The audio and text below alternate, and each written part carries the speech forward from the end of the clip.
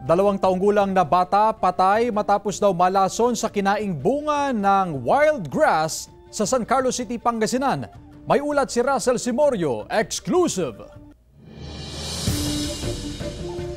Pinaglalamayan sa kanilang bahay ang 2 taong gulang na bata na nasawi dahil umano sa food poisoning sa barangay Kaingal, San Carlos City, Pangasinan.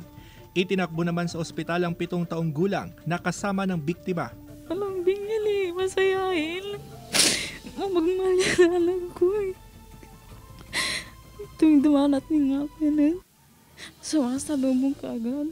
Sa paunang investigasyon ng City Health Office, nakita ng mga kalaro ng 2 bata na pinaglaruan hanggang sa kainin nila ang bunga ng isang wild grass na nakatanim sa lugar. So sa pag-iimbestiga doon nga sa nakain nilang wild grass na hindi pa namin ma-identify kung anong klase yun. Kaya patuloy pa rin ang investigation. Pero itinanggi ng pamilya ng biktima na nalaso ng 2 bata sa kinaing bunga ng wild grass. Anong amoy niya, Nay? Kundi sa ininom daw na tubig na i-deliver sa kanila. Talaga may ano siya ininom talaga, nagsusuka siya. Bakit ano sa tiyan. Yung lang tubig. Yun lang po. Kung may lason niya, di lahat kayo nalason dito. Eh, anong malay niyo, sir? Hindi na namin kasalanan yan. Nasa bahay niyo lang mamaya.